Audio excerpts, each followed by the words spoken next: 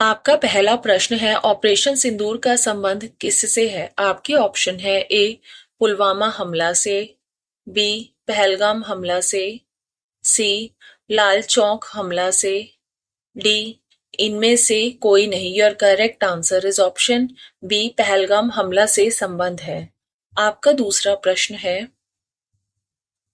Operation सिंदूर का सुझाव किसने दिया था? आपके ऑप्शन है ए अमित शाह ने, बी नरेंद्र मोदी ने, सी इंडियन आर्मी ने, डी राजनाथ सिंह ने। Your correct answer is option B, Narendra Modi ने सुझाव दिया था। आपका तीसरा प्रश्न है, ऑपरेशन सिंदूर कब लॉन्च किया गया था? आपके ऑप्शन है ए 6 मई को, बी 7 मई को, सी 8 मई को, डी 9 मई को। Your correct answer is option B, 7 मई को लॉन्च किया गया था।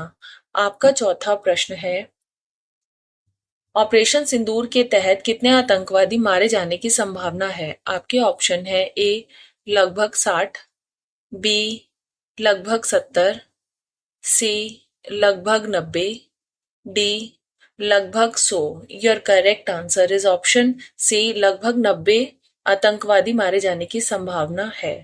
आपका पांचवा प्रश्न है, ऑपरेशन सिंदूर के तहत पाकिस्तानियों के कितने ठिकानों पर हमला किया गया है? आपके ऑप्शन है ए 5 ठिकानों पर, बी 6 ठिकानों पर, सी 7, D 9। Your correct answer is option D, 9 ठिकानों पर हमला किया गया है।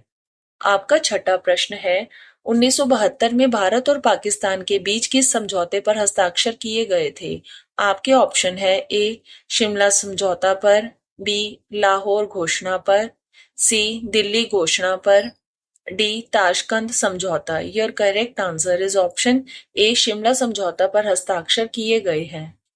आपका सातवां प्रश्न है, ऑपरेशन सिंदूर का लक्ष्य क्या था? आपके ऑप्शन है ए पाकिस्तान में स्थित आतंकी ढांचे, बी पीओके में स्थित आतंकी ढांचे, सी ए और बी दोनों, डी पाकिस्तानी सेना। Your correct answer is option C, A और बी दोनों।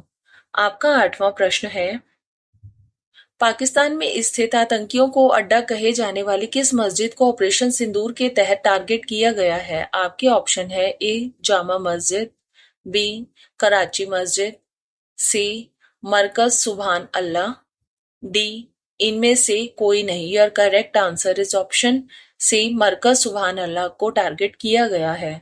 आपका नौवां प्रश्न है, मरकज सुभान अल्लाह मस्जिद कहाँ पर है? आपके ऑप्शन है ए भागलपुर पाकिस्तान में, बी बहादुरपुर पाकिस्तान में, सी बहावलपुर पाकिस्तान में, डी इनमें से कोई नहीं। Your correct answer is option C, Bahawalpur Pakistan में है।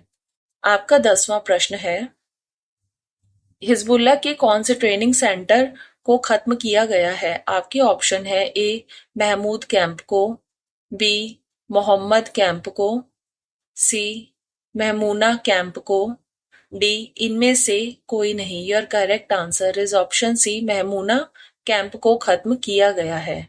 आपका 11वां प्रश्न है, ऑपरेशन सिंदूर के तहत आतंकी अड्डों पर कितनी मिसाइलें दागी गई? आपके ऑप्शन है ए 97 मिसाइलें, B 27, C 24, D 35। Your correct answer is option C, 24 मिसाइलें दागी गई।